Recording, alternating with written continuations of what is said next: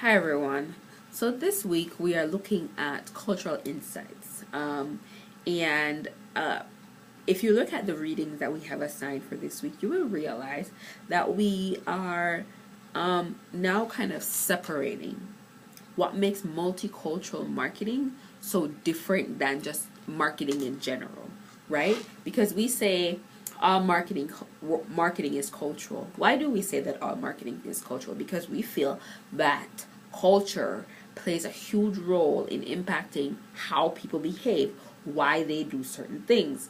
So if you are not taking culture into account when you are doing research on consumers, when you are trying to figure out motivations, the whys for consumer actions, then you are missing a pretty huge chunk of consumer motivation, which also means that you stand a pretty low chance of affecting consumer behavior, meaning affecting change in consumer behavior over time, right? And so you want to build loyalty relationships. You want persons to identify with your brand, but how are they going to identify with your brand if you don't know what motivates them? If you don't know why they like what they like, if you don't know why a particular type of messaging resonates with this audience as opposed to another type. And we submit that insight, especially cultural insight, makes that difference. So, what exactly is cultural insight? Cultural insight is that little nugget of truth.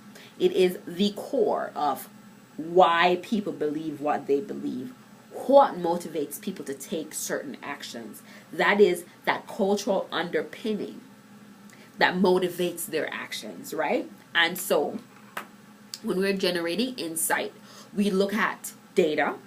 So whether it is the census data, the Pew Research data that we have, we look at what we know about culture. And then we try to make a connection between culture and our brand. So if we understand what motivates someone to, for example, drink coffee every morning, right? Then we can then decide how can we best communicate with that customer to make our brand their preferred brand. So let's take Folgers for example.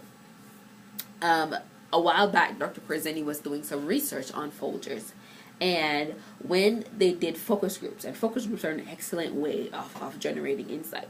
When they did focus groups, what they realized was in Hispanic culture, there's a strong sense of fatalism. Fatalism meaning that they believe that God has ultimate control over our lives, right? And so, regardless of what we do, there is some sense of fate intervening and kind of steering life in a particular direction. So they felt that you never know what life is going to bring. You cannot guarantee that when you go to bed, you will wake up the next morning. And so at night, before they go to bed, they will pray that God will keep them, that they will get up the next day. When they get up the next day, they are happy that they are blessed to see another day. And so that sense of fatalism, I did not control what happened. I did not control my waking up. I have woken up, and so I should celebrate the morning. Each morning is a blessing that I celebrate. And part of celebrating the morning is establishing morning rituals. And so a cup of coffee becomes a part of a morning ritual. And so Folgers decided to go with celebrate the morning, right? Because celebrating the morning means, again, I was not guaranteed an opportunity to get up in the morning, but I am up. And so this morning ritual is a part of celebrating the morning. And if you think about their mainstream campaign, the best part of waking up is Folgers in your cup. You can see also that it connects. Celebrating the morning. The best part of waking up is Folgers in your cup. You can see that they connect with each other. So they were able to have their Hispanic campaign be consistent with their mainstream campaign using a cultural insight. The cultural insight was, again, there is a strong there's a huge amount of fatalism in Hispanic culture. As such, people understand that getting up in the morning is not guaranteed, and so celebrating the morning is an important part of every single day. Do you understand what I'm saying? So based on that, you can see that one, like I said, insight is that nugget of truth. It is the why that motivates action, right? What motivates people to do what they do, right? Why is Hispanic culture child-centric?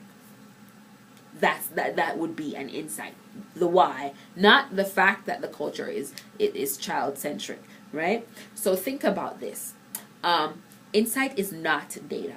So when you do your research on Hispanics, African Americans, Asian Americans, and you get the numbers about the size, the buying power, and you are asked to generate insight. What are key insights that marketers can take away from this data? Remember now, the data is not the insight. It provides a point from which you can make an inference. You go a little bit further, because then what you want to do is connect what you've read in terms of data to the research that, for example, Morris and Muella have done to say, okay, maybe this trend in the numbers is connected to this particular aspect of the culture. And if this particular aspect of the culture is motivating what's going on, this is what marketers can do with that piece of information. This is what marketers can do with that insight. Right? So do we get what we're trying to say? Again, insight is not data. Insight is also not observation. We would have to make repeated observations, right? And then make an inference based on that. And so, as a result, we would say that in generating insights, we have to do research, right? Research is extremely important. Not only is secondary research important to insight generation, but also primary research. So surveys and focus groups. And focus groups are excellent. A lot of times, brands tend to use focus groups to generate insights because they can have these conversations and somebody might say in a focus group. So you will ask a question, for example, I like my iPhone, and you say, so why do you like your iPhone?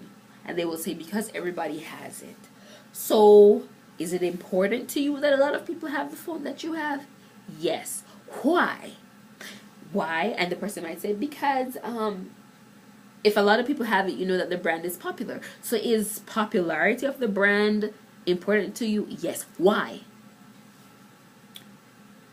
And you want to drill down, because you want to get to the core of the motivation, because that is what you can then leverage in a campaign. So why is insight important? Why is cultural insight important? Like I said, you might find out about an individual consumer in your research, but what you will realize is that motivations is based on culture. If you're not accounting for culture, you have missed a huge part of what is going to predict the attitude and behavior of that person. And if you want to achieve change, because a lot of times you want persons to like our brands, you want to move them from just watching your commercial to inquiring about your brand online to trying the brand, meaning going to the store and making a purchase. How do you move a person from point A to point B? How do you motivate a person to move from point A to point B? And that is what cultural insight